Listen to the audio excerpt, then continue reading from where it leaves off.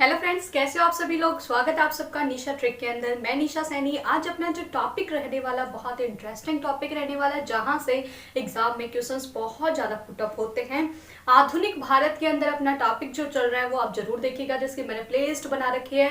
Playlist के अंदर आधुनिक भारत, इसमें यूरोपीय कंपनियों का भारत में आगमन से लेकर के किस तरीके से प्लासी बक्सर का युद्ध हुआ और किस तरीके से अंग्रेजों ने अपना प्रभुत्व बंगाल से लेकर पूरे भारत के ऊपर अपना कब्जा जमा लिया था, वो वीडियो आपके प्लेलिस्ट में है, उनको जरूर देखिएगा। आज जो अपना टॉपिक रहने वाला है वो महात्मा बुद्ध के बारे में रहना है, बौद्ध धर्म के बारे में रहने वाला है। बौद्ध धर्म की क्या क्या विशेषताएं थी, बौद्ध धर्म का प्रचार किसने किया था, उन सब के बारे में पूरा डिटेल से मैं आज आपके सामने पूरी डिटेल से बात करूंगी। किस तरीके से महात्मा बुद्ध के जन्म के समय ही भविष्यवाणी कर दी थी कि जो महात्मा बुद्ध है एक सन्यासी बनेंगे या फिर एक राजकुमार, बहुत ही बड़े चक्रवर्ती सम्राट बनेंगे। उन सब के बारे में बात करेंगे, कौन कौन से उनके गुरु थे। इवन आपको इस क्लास के अंदर वो सारी चीजें मिलेगी जो आपने किताबों में नहीं पढ़ी होगी या यूट्यूब पे पहले भी किसी ने पूरा डिटेल में नहीं बताया होगा। वो सारी डिटेल्स में आपको पूरा कंप्लीट बताऊंगी और बहुत ही आसान तरीके से कि आप एक बार वीडियो को देखने के बाद में उसको कभी नहीं भूल पाओगे। ठीक है, तो चलते स्टार्ट करते हैं। महात्मा बौद्ध धर्म की बात करते हैं। किसके? बौद्ध धर्म की बात करते हैं। तो बौद्ध धर्म का जो संस्थापक माना जाता है वो कौन थे? तो ध्यान रखिएगा, महात्मा बुद्ध थे। कौन थे? महात्मा बुद्ध थे। बौद्ध धर्म का संस्थापक किसको माना जाता है? महात्मा बुद्ध को माना जाता है, जिन्हें क्या कहा जाता है? एशिया का ज्योति पुंज भी कहा जाता है। ये बात ध्यान रखिएगा, महात्मा बुद्ध को क्या कहा जाता है? एशिया का ज्योतिपुंज भी कहते हैं। ये नॉर्मल बात है, ये सबको पता है मेरे ख्याल से। देखो, बौद्ध धर्म का जो संस्थापक है वो कौन है? महात्मा बुद्ध है, जिन्हें क्या कहा जाता है? एशिया का ज्योतिपुंज भी कहा जाता है। अब बात करते हैं महात्मा बुद्ध का जन्म कहाँ हुआ था और कौन से गांव में हुआ था और कौन से सन में हुआ था, क्योंकि सन भी बहुत ज्यादा बार पूछी गई है। महात्मा बुद्ध का जो जन्म हुआ था 563 बीसी में हुआ था। कब हुआ था? 563 बीसी के अंदर हुआ था। कहां पर हुआ था? तो ये भी ध्यान रखिएगा, लुम्बिनी गांव में हुआ था। कहां पर हुआ था?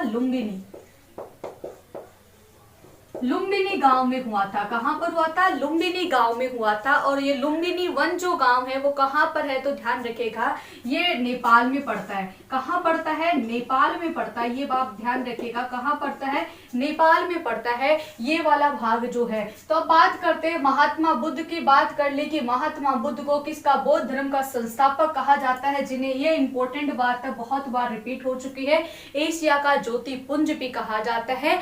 इनका जन्म जो हुआ था लुम्बिनी वन जो नेपाल में पड़ता है, 563 में इनका जन्म हुआ था। अब बात करते हैं इनका बचपन का नाम। इतनी बार रिपीट हो चुका है, बड़ी कंफ्यूजन होती है महात्मा बुद्ध और जो आपके जैन धर्म के हैं उनके बारे में, तो दोनों में बहुत कंफ्यूजन होती है। तो इनका वास्तविक नाम बात की जाए तो, या फिर मैं बोल सकती हूँ इनका मूल नाम क्या था, तो आपको पता है महात्मा बुद्ध का जो मूल नाम था वो क्या था? सिद्धार्थ था। क्या था? सिद्धार्थ था। ये आप ध्यान रखिएगा, इनका वास्तविक नाम क्या था? सिद्धार्थ था। ठीक है, और इनकी जो माता थी वो क्या होती? ये जब पैदा हुए थे, पैदा होने के 7 दिन बाद में इनकी माता का क्या हो गया था? देहांत हो गया था। तो आप सभी को पता है इनकी माता का नाम क्या था? महामाया था। क्या था? महामाया। तो आपको पता है इनकी माता का नाम क्या था? महामाया था, जो क्या थी? बुद्ध के जन्म के, ध्यान रखिएगा, महात्मा बुद्ध यानी कि सिद्धार्थ के जन्म के 7 दिन बाद में ही इनके मृत्यु की थी। सिद्धार्थ के जन्म के 7 दिन बाद मृत्यु हो गई थी। किसकी हो गई थी? तो ध्यान रखिएगा, महात्मा बुद्ध की जो माता जी थी, महामाया थी, जिनका नाम था, वो बुद्ध को जन्म देने के बाद में 7 दिन बाद में परलोक चली गई थी। ठीक है, अब इनका जो लालन पालन किया था वो इनकी क्या थी भाई? जो इनकी मौसी थी जिनका नाम आता है महाप्रजापति गौतमी। तो इनका पालन पोषण किसने किया? इनका पालन पोषण किया था महाप्रजापति गौतमी। महाप्रजापति गौतमी कौन थी? तो ध्यान रखिएगा, महात्मा बुद्ध की मौसी थी, यानी कि मासी जी थी। ध्यान रखिएगा, महात्मा बुद्ध की कौन थी? ये मासी थी, जो क्या कर रही थी? महात्मा बुद्ध का लालन पालन इन्होंने किया था। याद रखिएगा, महात्मा बुद्ध एक राजकुमार थे, ध्यान रखिएगा, जिनके पास में कभी किसी चीज की कोई कमी नहीं थी, फिर भी उन्होंने वैराग्य क्यों अपनाया था? क्या कारण था? इतने वैभव, इतना सारा कुछ होने के बावजूद उनको वैराग्य, मतलब कि इतना राजपाट होने के बाद में भी उससे संतुष्टि नहीं मिली। तो उन सब बातों का जवाब मैं दूंगी आपको। क्या कारण था कि उन्होंने संन्यास धारण किया था, कौन कौन सी शिक्षाएं ली थी, उन सब के बारे में पूरी डिटेल बताऊंगी। अभी बेसिक चल रहा है, ठीक है। अब इनके बाद में याद रखिएगा, जब महात्मा बुद्ध की बात की जाए, जब इनका जन्म हुआ था, तो जन्म होने के बाद जब भी किसी राजकुमार का जन्म होता है तो कोई ना कोई ब्राह्मण आता है। तो जन्म के समय 2 ब्राह्मण आए थे, ध्यान रखिएगा, इनकी बात याद रखिएगा। जन्म के समय कितने ब्राह्मण आए थे? तो ध्यान रखिएगा 2 ब्राह्मण आए थे। ध्यान रखिएगा, कितने ब्राह्मण आए थे? 2 ब्राह्मण आए थे। ब्राह्मणों का नाम अगर आपसे पूछ ले तो ध्यान रखिएगा, एक का था काल देवल और एक का नाम था कौंडिन्य। क्या था? काल देवल व कौंडिन्य। क्या क्या नाम था? एक का नाम था काल देवल और एक का नाम था कौंडिन्य। ये 2 ब्राह्मण आए थे, ठीक है। जन्म के बाद में महात्मा बुद्ध का जब जन्म हुआ था तो इनके पास में कौन आए थे? 2 ब्राह्मण आए थे, और इन दोनों, जिनका नाम क्या था? काल देवल और कौंडिन्य। इन दोनों ब्राह्मणों ने क्या की थी? एक भविष्यवाणी कही थी कि ये जो सिद्धार्थ है, आपका जो पुत्र है सिद्धार्थ, उसकी बात की जाए तो ये या तो एक बहुत ही महान चक्रवर्ती सम्राट बनेगा, ठीक है, महान चक्रवर्ती सम्राट बनेगा, या फिर एक महान सन्यासी बनेगा, ठीक है। अब भाई जब एक राजकुमार के लिए सन्यास की बात की जाए तो क्या होती? बड़ी गंभीर समस्याएं उत्पन्न हो जाती है। तो इनके जो माता पिताजी थे उनकी बात की जाए, इनके पिता का जल्दी से नाम बताइएगा। इनके पिता का नाम क्या था? फटाफट बताइएगा। इनके पिता का नाम क्या था? शुद्धोधन था। क्या था? शुद्धोधन। मैं बता देती हूँ, पिता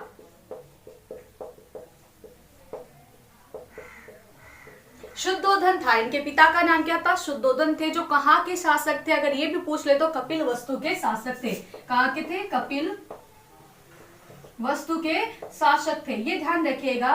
तो इनके जो पिता थे, इनको बड़ी टेंशन हो गई थी, और जो मासी थी उनको भी टेंशन हो गई कि एक तो सम्राट है भाई, जो महात्मा बुद्ध है, अगर वो सन्यासी बन गए तो राजपाट को कौन संभालेगा? तो क्या किया इनके पिता ने, यानी जो शुद्धोधन थे, उन्होंने क्या किया? महात्मा बुद्ध का यानी कि सिद्धार्थ का घर से बाहर निकलना बंद कर दिया था।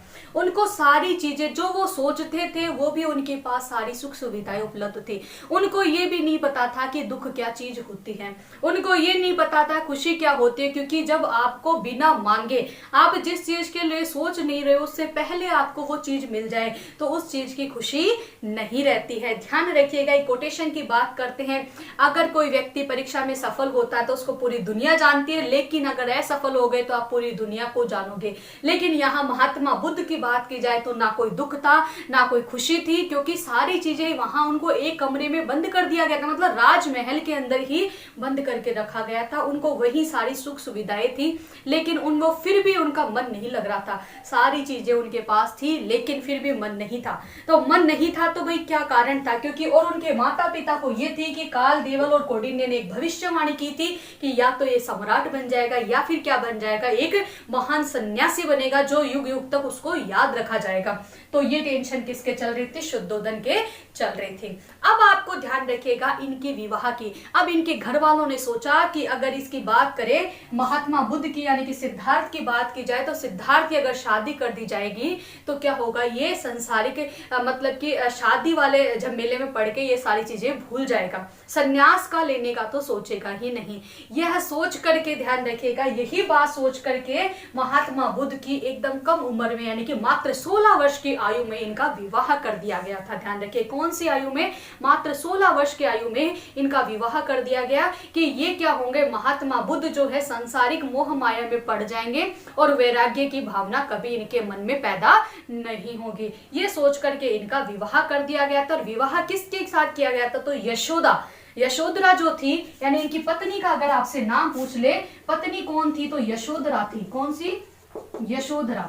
यशोधरा जो थी एक राजकुमारी थी, क्योंकि आपको पता राजा की जो राजकुमारी उसका विवाह किससे होगा? राजकुमारी से होगा।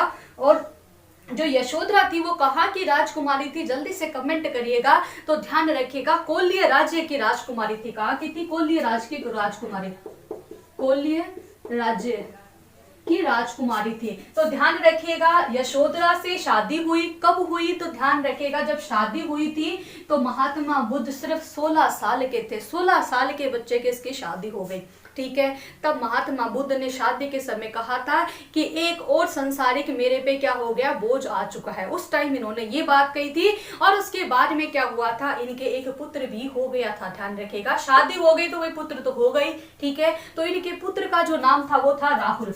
पुत्र कौन था इनका? तो ध्यान रखिएगा नाम पूछा जाता है। महात्मा बुद्ध के पुत्र का नाम क्या था? राहुल था। जब राहुल पैदा हुआ तो महात्मा बुद्ध ने कहा कि एक और सांसारिक लोह मेरे अंदर वैभव क्या हो गया, पैदा हो गया। एक और मेरे ऊपर जिम्मेदारी आ चुकी है, ठीक है, क्योंकि इनका इन सांसारिक मोह माया में कोई इंटरेस्ट नहीं था। तब कहा था महात्मा बुद्ध ने। तो पुत्र हो गया है राहुल, ठीक है। पत्नी आ चुकी है, फिर भी मन नहीं लग रहा। पत्नी आ चुकी है, संसारिक सारे के सारे सुख इनके पास में, क्योंकि राजकुमार हर चीज की व्यवस्था इनके पास में, फिर भी मन नहीं लग रहा है। तो क्या हुआ, इनका एक दोस्त था। ध्यान रखिएगा जो महात्मा बुद्ध थे इनके एक दोस्त का नाम था, जिनको क्या बोलते हैं, चंद बोलते हैं, छंदक बोलते हैं। कई जगह चंद लिख रखा, कई जगह छंद लिख रखा। मैं इसको रफ करके आगे बताती हूँ आपको आगे की स्टोरी क्या हुई थी, ठीक है। तो महात्मा बुद्ध का बिल्कुल मन नहीं लगे राजपाट में, सब चीजें मिल रही फिर भी कहीं मन ना लगे, ठीक है।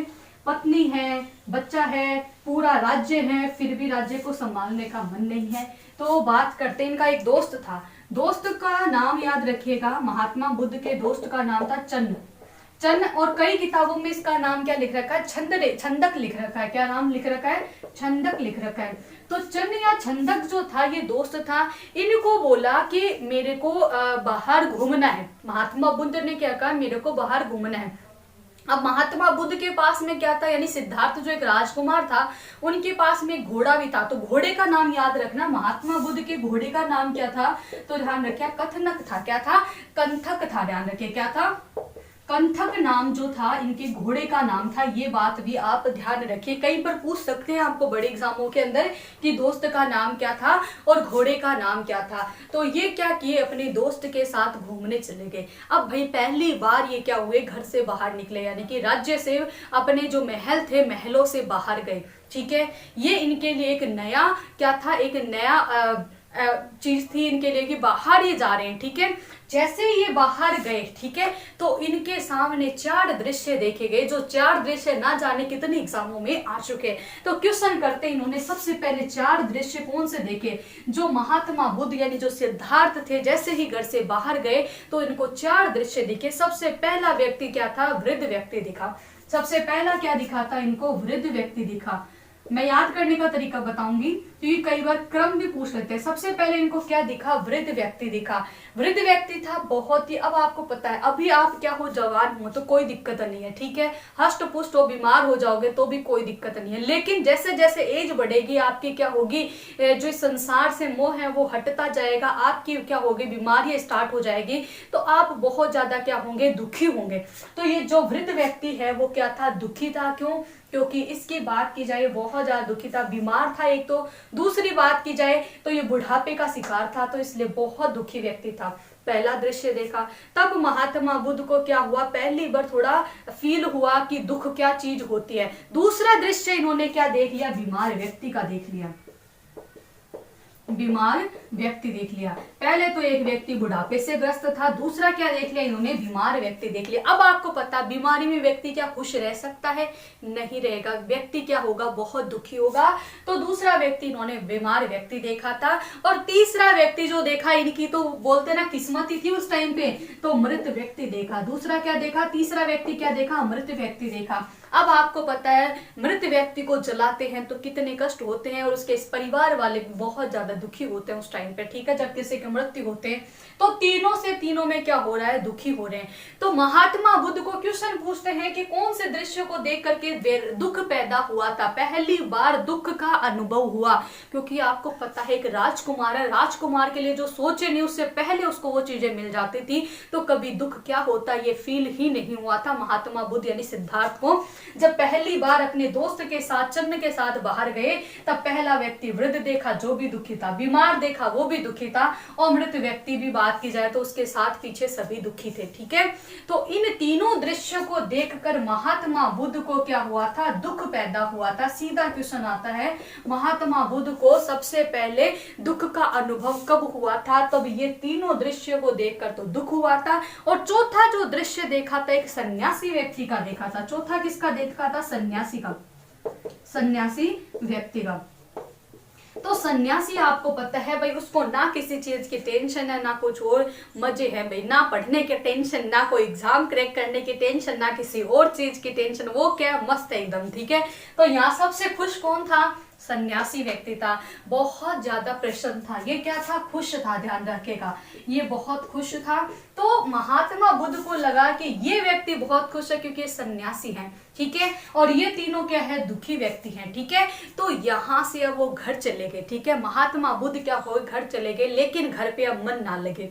वो चारों दृश्य दिखे महात्मा बुद्ध को, दिन में रात में जब सोए जब जागे तब ये चार दृश्य दिखे, तीनों में तो दुख और इसमें खुशी हो। तो महात्मा बुद्ध सोचे कि मेरे को भी क्या है, इस संसार से हटना है और मेरे को भी संन्यास लेना है। अब क्या करना है, मेरे को संन्यास लेना है, ये सोच करके महात्मा बुद्ध क्या हो गए, घर छोड़ के चले जाते हैं। तो बात करते हैं गृह त्याग की घटना, जिसको क्या बोलते, महाभिनिष्क्रमण कहते हैं। तो बात करते महात्मा बुद्ध की गृह त्याग का कारण बता दिया मैंने। कारण क्या था, पहली बार दोस्त के साथ गया घूमने गए, बाहर गए, पहली बार दुख का फील हुआ, एक खुशी हुई कब, किसको देखकर, सन्यासी व्यक्ति को देखकर, और इसी व्यक्ति को देखकर वैराग्य उत्पन्न हुआ था। क्वेश्चन पूछ सकते हैं कि किस दृश्य को देखकर महात्मा बुद्ध यानी कि सिद्धार्थ को वैराग्य उत्पन्न हुआ था, तो वो थे सन्यासी व्यक्ति को देखकर। अब यहाँ पर क्या आते, घर जाने के बाद में वही घर को छोड़ के चले, अपन भी सन्यासी बने। तो यहाँ पर महात्मा बुद्ध भी क्या करते, सन्यास लेने के लिए घर से जाते हैं।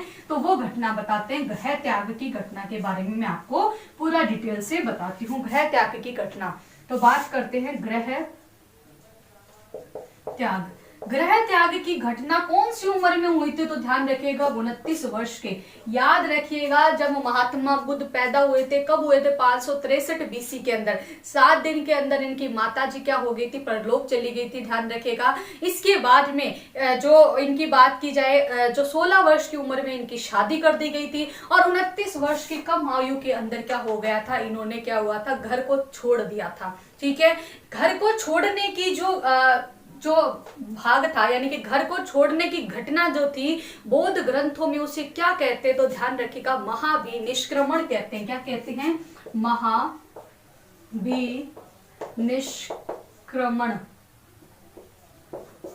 महाभिनिष्क्रमण कहा जाता है, यह भी ध्यान रखिएगा, महाभिनिष्क्रमण।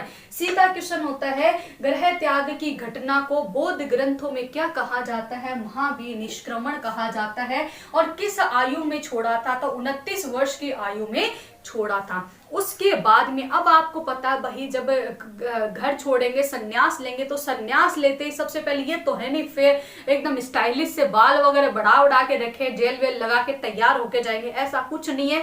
सबसे पहले बाल ही हटाने पड़ेंगे, क्योंकि आपको पता है व्यक्ति कब अट्रैक्ट होता है, बालों को देख के अट्रैक्ट होता है, ध्यान रखेगा। तो महात्मा बुद्ध ने सबसे पहले अपने बाल क्या होंगे, कटवा दिए थे। तो क्वेश्चन आता है, महात्मा बुद्ध ने अपना मुंडन किस नदी के किनारे करवाया था, तो ध्यान रखेगा, अनोमा नदी के किनारे। कौन सी नदी के किनारे, अनोमा नदी के किनारे। अनोमा नदी के किनारे महात्मा बुद्ध ने क्या किया था, मुंडन करवाया था। क्या करवाया था, अपना मुंडन करवाया था। और ध्यान रखिएगा, सर के बाल कटवा लिए, यानी मुंडन का ये क्वेश्चन आता है, कौन सी नदी के किनारे, अनोमा नदी के किनारे अपना मुंडन करवाया था। और मुंडन करवाने के बाद में साधु के वस्त्र धारण कर लिए थे महात्मा बुद्ध ने। ये आप ध्यान रखिएगा, 29 वर्ष की आयु की घटना है। ये कब की घटना है, 29 वर्ष की आयु की घटना है, जब महात्मा बुद्ध ने क्या किया था, अपने क्या किए थे, बाल कटवा लिए थे। अब भाई बाल कटवा लिए, अब भाई ज्ञान प्राप्त करना है, क्योंकि इनको जानना था कुछ कि मैं क्या करूं इस संसार में, ये क्या कारण है, दुख का कारण क्या है, आखिरकार ये क्या है। वैराग्य उत्पन्न था। तो क्या हुआ भाई, सबसे पहले भाई साधु भी चाहिए, बाल कटवा लिए, कपड़े पहन लिए, अब भाई गुरु भी तो चाहिए ना। तो गुरु बनाने के लिए भाई यहाँ पर ध्यान रखिएगा, 2 गुरु के पास जाता है। या ध्यान रखिए कौन से कितने गुरु के पास में, 2 गुरु के पास में जाता है। आपको पता महात्मा बुद्ध जब जन्मे थे तब भविष्यवाणी कितने कितने गुरु कितने ब्राह्मणों ने की थी, 2 ने की थी। ध्यान रखिए कितने ने की थी, 2 ने की थी। और यहाँ जो भी ये संन्यास लेने के बाद में जो आश्रम में जाएंगे, किन किन के पास में जाएंगे, तो उनके 2 गुरु मिलेंगे। कितने गुरु, गुरु की बात करते हैं तो 2 गुरु हैं। बात करते हैं 2 गुरु कौन कौन से थे। तो पहले गुरु का नाम है आलार कालम। कौन सा था, आलार कालम। और दूसरा जो गुरु था आलार कालम के बाद में रुद्रक रामगुप्त। कौन सा था, रुद्रक रामगुप्त, रुद्रक रामगुप्त। अब देखिए जो आलार कालम जो थे ये सांख्य दर्शन की शिक्षा देते थे। आलार कालम किससे, भाई इनसे क्या सीखा था, इन्होंने सांख्य दर्शन सीखा था। ध्यान रखिएगा किसकी शिक्षा ग्रहण की, सीधा क्वेश्चन आता, महात्मा बुद्ध यानी सिद्धार्थ ने संन्यास लेने के गृह त्याग के बाद में सबसे पहले कौन से गुरु के पास में गए थे, तो आलार कालम के पास में गए थे। और आलार कालम से कौन सी शिक्षा ग्रहण की थी, तो ध्यान रखिएगा सांख्य दर्शन की शिक्षा ग्रहण की थी। इसी के बाद में रुद्रक रामगुप्त जब सांख्य दर्शन से मन नहीं, फिर भी अपने में क्या हुए, संतुष्टि नहीं आई, तो रुद्रक रामगुप्त के पास में गए। वो किसकी शिक्षा ली, तो ध्यान रखिएगा योग की शिक्षा ली थी। किसकी शिक्षा ली थी, योग की शिक्षा ली थी। किससे, रुद्रक रामगुप्त से ली थी। ठीक है, तो ये ध्यान रखिए। फिर भी महात्मा बुद्ध की बात की जाए तो उनका मन ना लगे, अभी भी वो जो संतुष्टि उनको चाहिए थी वो नहीं मिले थे। सांख्य दर्शन सीख लिया, ध्यान रखिए सांख्य दर्शन की शिक्षा ले ली, योग की शिक्षा ले ली, फिर भी मन ना लगे। तो यहाँ पर देखिए महात्मा बुद्ध को एक बार मैं थोड़ा सा छोड़ के आप मेरे को ये बताइए, जो भारतीय षट दर्शन है उनकी संख्या कितनी होती है, तो ध्यान रखिए संख्या षट का मतलब 6 होता है। तो भारतीय षट दर्शन की बात की जाए तो सबसे पुराना कौन सा है ये बताइए। ध्यान रखिए सबसे पुराना दर्शन कौन सा है, तो बताइएगा वो कौन सा है, सांख्य दर्शन। षट दर्शनों में सबसे पुराना है सांख्य दर्शन, जिसका प्रतिपादन किसने किया था, तो कपिल मुनि ने किया था। ध्यान रखिएगा सांख्य दर्शन का प्रतिपादन किसने किया था, कपिल मुनि ने किया था। किसने किया था, कपिल मुनि ने सांख्य दर्शन का प्रतिपादन किया, जो भारतीय षट दर्शनों में सबसे पुराना दर्शन है। इसके अलावा योग दर्शन के जनक की पहला हो गया सांख्य दर्शन, दूसरा योग दर्शन। योग दर्शन का तो आपको पता है पतंजलि के काफी प्रोडक्ट चल रहे हैं, बाबा रामदेव मत करके आ जाना, यहाँ पर पतंजलि है। कौन है, योग दर्शन के पतंजलि है, जिसका जो सबसे ज्यादा कौन बता रहे हैं, अभी पतंजलि का जो प्रचार कर रहे हैं वो कौन कर रहे हैं, बाबा रामदेव कर रहे हैं। ठीक है, इसके बाद में योग दर्शन के कौन हो गए, पतंजलि हो गए। न्याय दर्शन, तीसरा दर्शन कौन सा, न्याय दर्शन, जिसके जो जनक थे वो कौन थे, गौतम थे। कौन थे, गौतम थे। उसके बाद में आता पूर्व मीमांसा। पूर्व मीमांसा की बात की जाए तो उसके जो जनक थे वो कौन से थे, जैमिनी थे। कौन थे, जैमिनी थे।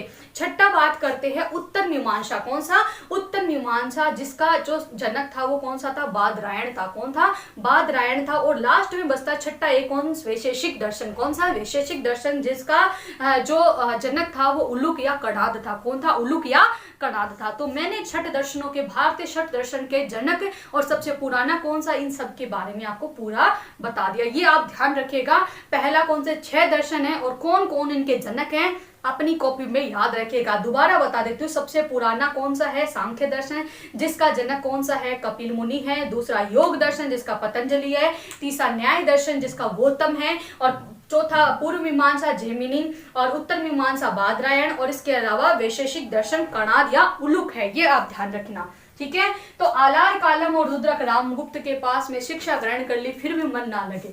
अब मन ना लगे, फिर भी वो जो मन के अंदर एक भाव था ना, एक जो ज्ञान चाहिए था वो ज्ञान नहीं मिला, तो छोड़ इसको, दोनों को, इन दोनों को छोड़ दिया और चले गए भाई। अब क्या करे भाई, अब कुछ नहीं है। अब वो कहाँ चले गए, ज्ञान जो महात्मा बुद्ध है, इसके बाद में महात्मा बुद्ध को ज्ञान प्राप्त होगा। तो बात करते हैं कौन सी नदी के किनारे हुआ था, क्या ऐसी घटना होती, कौन सी एक महिला थी जिसने उनको कमेंट किया था और उस कमेंट में क्या हो गया। हालांकि आज मैं कमेंट बोल रही हूँ, उस टाइम तो एक बोलते ना बोल मारा था एक महिला ने, क्या बोल मारा था जिसके कारण महात्मा बुद्ध को क्या हो गया था, ध्यान रखिए, ज्ञान की प्राप्ति हो गई थी, उसके बारे में देखते हैं। तो क्लास में बनी रहेगा। प्लीज जिसने सब्सक्राइब नहीं किया चैनल को सब्सक्राइब करिएगा, लाइक करिएगा, शेयर करिएगा, और हाँ प्लीज ज्यादा से ज्यादा सभी तक पहुंचा दीजिएगा, सब्सक्राइब जरूर करिएगा चैनल को, ठीक है। आगे बात करते हैं, ज्ञान प्राप्ति की घटना को देख लेते हैं अपन। महात्मा बुद्ध को ज्ञान कैसे प्राप्त हुआ था और किस तरीके से, कौन सी ऐसी घटना हो गई थी, कौन सी नदी के किनारे इनको प्राप्त हुआ था। तो ज्ञान प्राप्ति की घटना देखते हैं।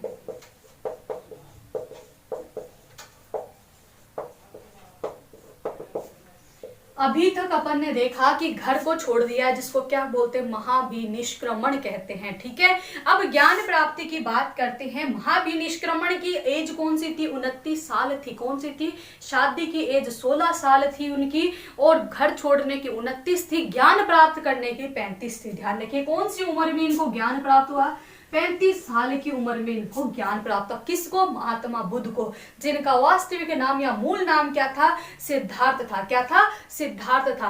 अब देखिएगा जो महात्मा बुद्ध है, अब यहाँ पर यह भी क्वेश्चन आता है, गृह त्याग के कितने साल बाद में, तो आपको पता 29 और 35 के बीच में कितना अंतर है, 6 साल का अंतर है। कितने साल का अंतर है, 6 साल का। मैं बता देती हूँ क्योंकि देखो एग्जाम में सीधा ये भी पूछा हुआ है, कितने साल के बाद में, गृह त्याग के कितने साल बाद में इनको ज्ञान प्राप्त हुआ, 6 साल के बाद में। और कौन सी उम्र में प्राप्त हुआ, तो 35 साल की उम्र में इनको प्राप्त हुआ था। क्वेश्चन पूछ ले कहाँ प्राप्त हुआ था, उर्वेला बिहार में प्राप्त हुआ था। ज्ञान कहाँ प्राप्त हुआ था, उर्वेला, जो कहाँ पड़ता है, बिहार में पड़ता है, बिहार में प्राप्त हुआ था। ज्ञान कहाँ प्राप्त हुआ था, उर्वेला, बिहार में प्राप्त हुआ था। अब देखिए महात्मा बुद्ध की बात करते हैं, किस तरीके से कौन सी घटना हुई थी, उन घटनाओं के बारे में। महात्मा बुद्ध की बात की जाए तो महात्मा बुद्ध को ज्ञान कहाँ प्राप्त हुआ था। देखो एक नदी है, इस नदी की बात करते हैं, इस नदी का नाम है निरंजना नदी। कौन सी है, निरंजना नदी। इस निरंजना नदी के किनारे क्या था, एक वृक्ष था। क्या था, एक वृक्ष था। ध्यान रखिएगा, पीपल का वृक्ष था। कई पूछते हैं कौन सा वृक्ष था, तो ध्यान रखिएगा ये पीपल का वृक्ष है, ठीक है, पीपल का वृक्ष है। उस पीपल के वृक्ष के नीचे कौन बैठे थे, महात्मा बुद्ध बैठे थे। थोड़े उदास थे, मैं डायग्राम बना देती हूँ यहाँ पर। ये लोग महात्मा बुद्ध थे, हंसा दिया मैंने, अभी तक तो ज्ञान नहीं प्राप्त हुआ तो हंसेंगे नहीं, पर थोड़े दुखी रहेंगे। ये लोग महात्मा बुद्ध बैठे हैं, ठीक है, यहाँ पर महात्मा बुद्ध यहाँ पर बैठे हैं, ठीक है, पीपल के वृक्ष के नीचे। इस पीपल के वृक्ष को बौद्ध धर्म में क्या कहा गया है, ध्यान रखिए, बोधि वृक्ष कहा गया है। इस पीपल के वृक्ष को क्या कहा गया, बोधि वृक्ष, बोधि वृक्ष कहा गया। इस पीपल के पेड़ के नीचे क्या थे, ध्यान रखिए, महात्मा बुद्ध बैठे थे। और किसमें भाई, ज्ञान की प्राप्ति करने के उद्देश्य से, यानी कि एकदम मौन साधना में बैठे हुए थे। अब यहाँ से ये जो निरंजना नदी है, ध्यान रखिए, निरंजना नदी में एक गांव की पगडंडी लगती थी। यहाँ से क्या थी, महिलाएं क्या करती थी भाई, क्या लेने जाती थी, ध्यान रखिएगा, पानी भरने जाती थी, ठीक है, पानी भरने जाती थी। तो महिलाएं जब जा रही थी तो एक दिन देखा कि यहाँ कोई महात्मा बैठे हैं, ठीक है, कोई दिक्कत नहीं। दोबारा दूसरे दिन भी देखा, इस तरीके से 2 दिन लगातार देख रहे थे। तो उनमें एक महिलाएं कुछ ज्यादा बोलती थी, ध्यान रहे, बड़बोली जिसको बोलते, बहुत ज्यादा बोलने वाली थी। तो उसने कहा कि ये क्यों बैठा है भाई यहाँ पर। तो एक दूसरी महिला ने बोला, तेरे ज्यादा चिंता है तो पूछ ले जा, ठीक है, तेरे को ज्यादा की फिक्र है तो इसको जाके पूछ ले भाई क्यों बैठा है। अब भाई महिला बोली, बोले ठीक है पूछ लूंगी, तब तो क्रेज में आके बोल दिया ठीक है पूछ लूंगी। अब महिला सोचे कि मैं क्या बोलूं, इसको कैसे पूछूं इस महात्मा को। अगर इस महात्मा ने कहीं श्राप वगैरह दे दिया तो क्या होगा, क्योंकि उस टाइम पे क्या था, श्राप वगैरह का बहुत ज्यादा प्रचलन था, क्योंकि व्यक्ति सत्य बोलते थे। आज के टाइम तो व्यक्ति सत्य बोलते नहीं है, तो कहां से श्राप देंगे, ठीक है। तो बात करते हैं, तो वो महिला क्या सोची, अपनी तो इज्जत का सवाल है, पूछना तो पड़ेगा, लेकिन पूछू तो कैसे पूछू। तो महिला क्या करी, इसने भी आइडिया लगा। अब आपको पता महिलाओं में तो इंटेलिजेंस ज्यादा है, महिला दिमाग ज्यादा लगाती है, क्योंकि महिलाओं में जो सोचने की क्षमता है ना वो बहुत ज्यादा होती है, ध्यान रखिएगा। ठीक है। बाकी ये जो कैसे सोचने की क्षमता है, कैसे ज्यादा इंटेलिजेंट होती महिलाएं, वो मैंने साइंस वाले चैप्टर में, मस्तिष्क वाले चैप्टर में आपको करवाऊंगी, तो वहां 9 बजे वाली क्लास में आप जरूर देखिएगा। तो यहाँ से महिला क्या कि इसने आइडिया लगाया कि मैं जोर जोर से बोलती हुई जाती हूँ, तो ये महिला क्या हुई, पहले शुरुआत से क्या थी, बहुत ज्यादा जोर जोर से चिल्लाती हुई गई, ठीक है, जोर जोर से बोल रही थी कि यहां तक मैं जब पहुंचूंगी ना, तो यहां से जाऊंगी ना, तब इस व्यक्ति के कान में ये बात पहुंच जाएगी, ठीक है। तो ये महिला जब यहाँ पहुंचते यहीं से बड़बड़ाती हुई आती है और यहाँ से जोर से बोली, भाई इतना भी मत कष्ट दे इस काया को, इतना भी मत कष्ट दे इस काया को कि ये काया ही ना रहे।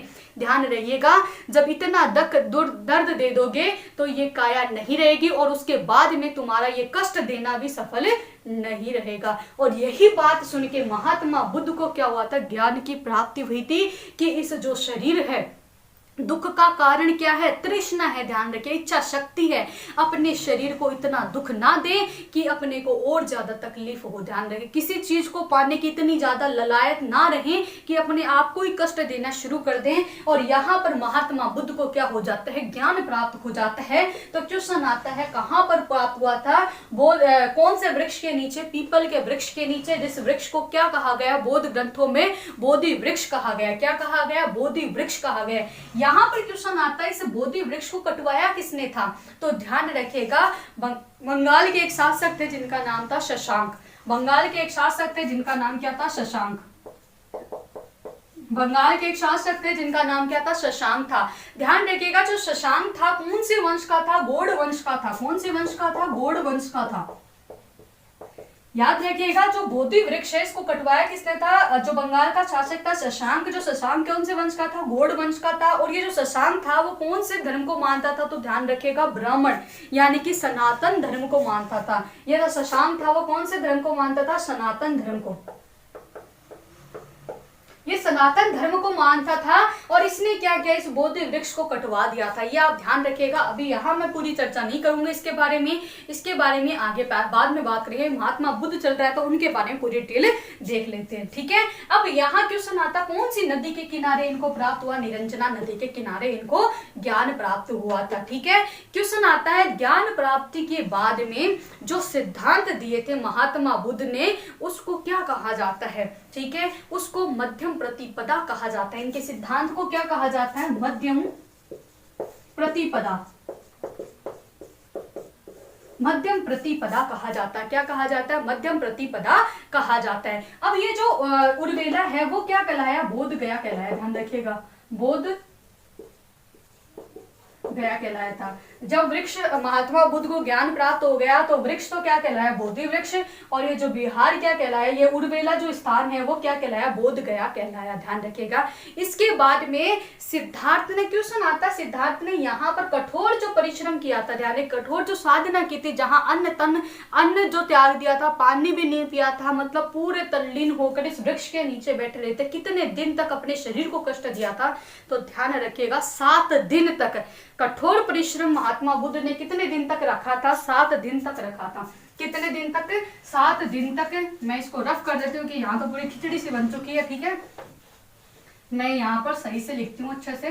क्वेश्चन आता, महात्मा बुद्ध ने कठोर परिश्रम कितने दिन तक किया था, कठोर परिश्रम, तो ध्यान रखिएगा 7 दिन तक किया था। कितने दिन, 7 दिन कठोर परिश्रम किया था, ध्यान रखिएगा, महात्मा बुद्ध ने। और जो ज्ञान प्राप्त हुई वो किस वृक्ष के नीचे हुई, तो ध्यान रखिएगा, पीपल के वृक्ष के नीचे। कौन सा, पीपल का वृक्ष। और पीपल के वृक्ष को क्या कहा जाता है, बोधि वृक्ष। क्या कहा जाता है, बोधि वृक्ष कहा जाता है, ठीक है। और उर्वेला को क्या कहा जाता है, बोध गया कहा जाता है। और कौन सी नदी थी, तो ध्यान रखिएगा, कौन सी नदी थी, निरंजना। अनोमा नदी मत कर देना, बड़े बच्चे का। अनोमा नदी के नीचे तो क्या पास तो क्या कटवाया था, मुंडन करवाया था, ठीक है। महात्मा बुद्ध ने जब 29 वर्ष की उम्र में घर छोड़ा था, महाविनिष्क्रमण की जो घटना थी उस टाइम पे बाल कटवाए थे, वो तो अनोमा नदी थी। और ज्ञान कौन सी नदी के किनारे, निरंजना नदी के किनारे। कौन सी नदी के किनारे, जनाब नदी, निरंजना नदी के किनारे इनको ज्ञान प्राप्त हुआ था महात्मा बुद्ध को। ये ध्यान रखना। अब ज्ञान प्राप्ति की घटना को बौद्ध ग्रंथों में क्या कहा जाता है, ये इंपॉर्टेंट बात है, उसे संबोधि कहा जाता है। क्या कहते हैं, संबोधि कहते हैं। समझ में आ रहे हैं तो प्लीज लाइक करिएगा क्लास को। क्वेश्चन आता संबोधि क्या है, तो बौद्ध ग्रंथों में ज्ञान प्राप्ति की घटना को ही क्या कहते हैं, ध्यान रखिएगा, संबोधि कहा जाता है। क्वेश्चन आता है महात्मा बुद्ध को ज्ञान किस दिन मिला था, तो ध्यान रखिएगा वैशाख पूर्णिमा को मिला था। ज्ञान कब प्राप्त हुआ, तो वैशाख पूर्णिमा को प्राप्त हुआ था। कब हुआ था, वैशाख पूर्णिमा को प्राप्त हुआ। अब ये जो वैशाख पूर्णिमा जो है महात्मा बुद्ध के लिए ये बहुत ही खास दिन है, महात्मा बुद्ध के लिए वैशाख पूर्णिमा।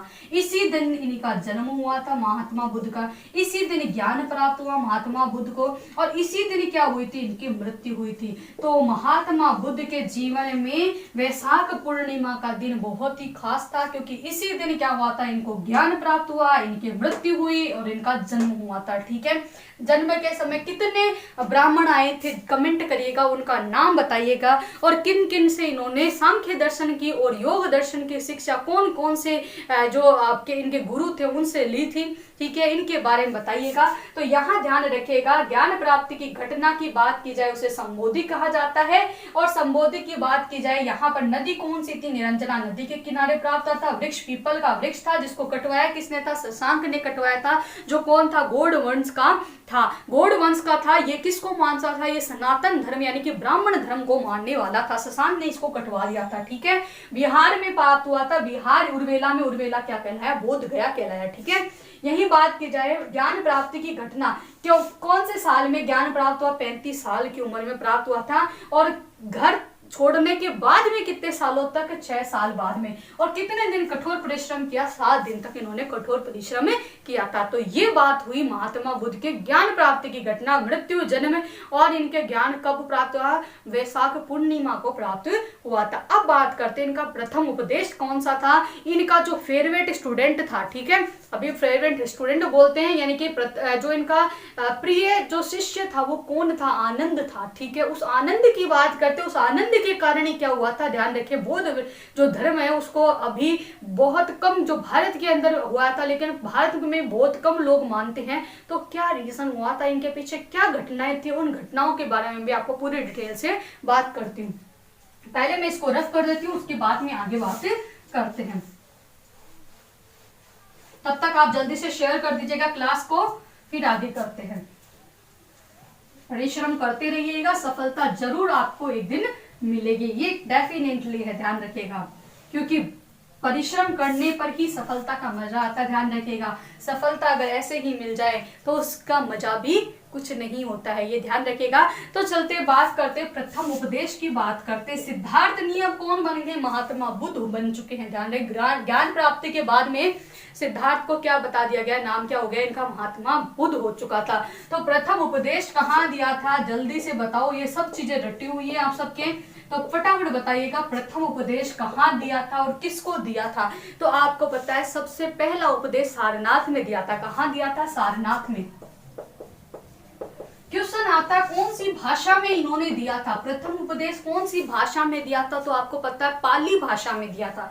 कौन सी भाषा में दिया, पाली भाषा में महात्मा बुद्ध ने क्या दिया था, अपना प्रथम उपदेश दिया था। कहाँ दिया था, सारनाथ में दिया था। और ये जो प्रथम उपदेश की घटना है उसे क्या कहा जाता है बौद्ध ग्रंथों में, तो ध्यान रखिएगा, धर्म चक्र परिवर्तन, धर्म चक्र, ध्यान रहे, इसको क्या बोलते हैं, धर्म चक्र प्रवर्तक बोलते हैं। बौद्ध ग्रंथों में प्रथम उपदेश की घटना को क्या बोलते हैं, धर्म चक्र प्रवर्तन बोलते हैं। ध्यान रखिएगा, धर्म चक्र प्रवर्तन बोला जाता है। ये क्वेश्चन आपको याद रखना है। क्वेश्चन आ जाए, सबसे पहले घर छोड़ा उसको क्या कहा जाता है, महाभिनिष्क्रमण कहा जाता है। पहला जो, अब इनको बात की जाए, जो ज्ञान प्राप्त हो गई थी उसको क्या कहते हैं, संबोधि कहा जाता है। पहला उपदेश दिया उसको क्या कहते हैं, धर्म चक्र प्रवर्तन कहा जाता है। ये आप ध्यान रखिएगा।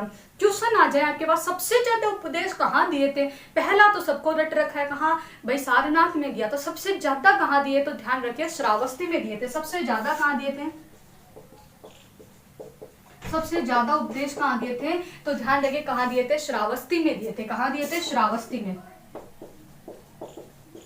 ये था उपदेशों के बारे में। अब क्वेश्चन आता है महात्मा बुद्ध के, एक बार मैं क्या करवा देती हूँ, मृत्यु के बारे में बता देती हूँ, उसके बारे में बात करते हैं, वरना थोड़ी सी और घटना देख लो। अब देखो महात्मा बुद्ध जो थे इनका प्रिय शिष्य कौन था, तो प्रिय शिष्य की अगर मैं बात करूं प्रिय शिष्य, तो वो कौन था? मैंने अभी बताया, आनंद था। कौन था?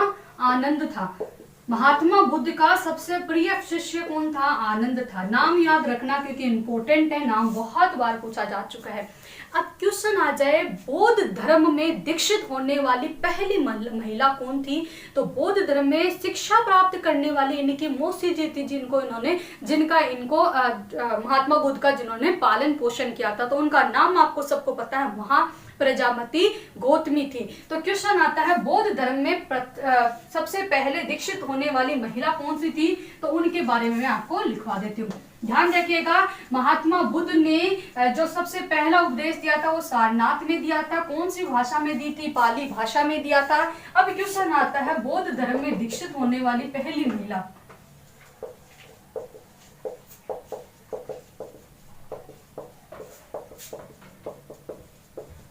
कौन सी है पहली महिला? तो आपको पता है, महाप्रजापति गौतमी। महाप्रजापति गौतमी जो थी वो सबसे पहले बौद्ध धर्म में शिक्षित होने वाली महिला थी। लेकिन अगर क्वेश्चन पूछ ले, बौद्ध धर्म में यानी जो बौद्ध संघ था उसमें प्रवेश करने वाली महिला कौन थी? तो आम्रपाली थी। कौन थी? आम्रपाली। तो यहाँ ये बात ध्यान में, कंफ्यूज मत होना, बौद्ध संघ में शामिल होने वाली।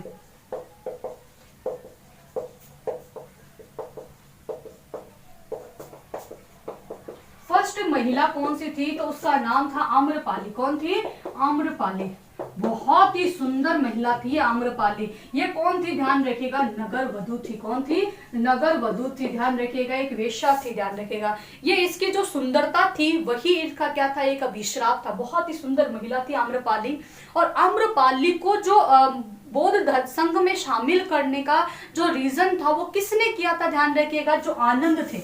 आनंद जो थे महात्मा बुद्ध के सबसे प्रिय शिष्य थे आनंद। आनंद ने बोला कि बौद्ध संघ में आप महिलाओं को भी प्रवेश दी जाए। तो महात्मा बुद्ध ने बहुत समझाया कि महिलाओं को प्रवेश ना दिया जाए, क्योंकि आप जानते हो इस चीज के लिए जहां महिला और पुरुष दोनों रहते हैं तो स्वाभाविक बात है उनके बीच में क्या होगा? अट्रैक्शन होगा। अगर क्वेश्चन आ जाए, अगर किसी व्यक्ति की 1000 क्या 2000 अगर बात की जाए अच्छाइयां हैं, तो एक उसमें अगर एक बुराई भी आ जाए तो वो 1000 अच्छाइयों पे क्या पड़ती है? भारी पड़ती है। महात्मा बुद्ध को पता था अगर महिलाओं को प्रवेश दे दिया गया तो जो बौद्ध धर्म था वो 500 वर्ष जो चलने वाला था, जो 50 साल भी नहीं चलेगा। और यही हुआ। लेकिन भाई प्रिय शिष्य था, प्रिय शिष्य की बात माननी पड़ती है। जैसे मेरे को आप लोग बोलते हो ये टॉपिक पढ़ाना, तो मेरे को तो पढ़ाना ही पड़ेगा, क्योंकि आप लोग मेरे क्या बहुत ही प्रिय स्टूडेंट हो। ठीक है, तो उसी तरीके से महात्मा बुद्ध के जो प्रिय शिष्य थे आनंद, उसने जिद कर ली कि नहीं, मेरे को तो क्या महिलाओं को तो आप प्रवेश दे हो ही दो। और यही कारण था, महात्मा बुद्ध ने बहुत समझाया कि रहने दो, जिद छोड़ दे बच्चा, छोड़ दे, पर इसने जिद नहीं छोड़ी। आखिरकार क्या होता है, गुरु को शिष्य की बात माननी ही पड़ती है। और महात्मा बुद्ध ने महिलाओं को प्रवेश की अनुमति दे दी। और यही कारण था बौद्ध धर्म के मतलब कि प्रचार बाद में धीरे धीरे कम होता गया। क्यों?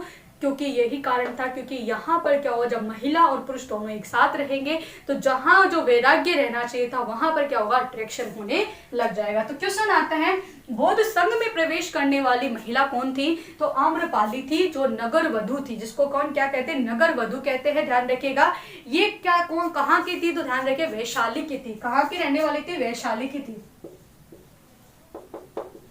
ठीक है, बहुत ही सुंदर महिला थी, लेकिन इसके ये सुंदरता ही इसके जीवन पे सबसे भारी पड़ चुकी थी। ठीक है, अब बात करते हैं, क्वेश्चन आता है, बौद्ध धर्म में कोई व्यक्ति शामिल होना चाहे तो उसकी कम से कम कितनी उम्र होनी चाहिए? तो कम से कम यानी न्यूनतम उम्र कितनी होनी चाहिए? 15 साल होनी चाहिए।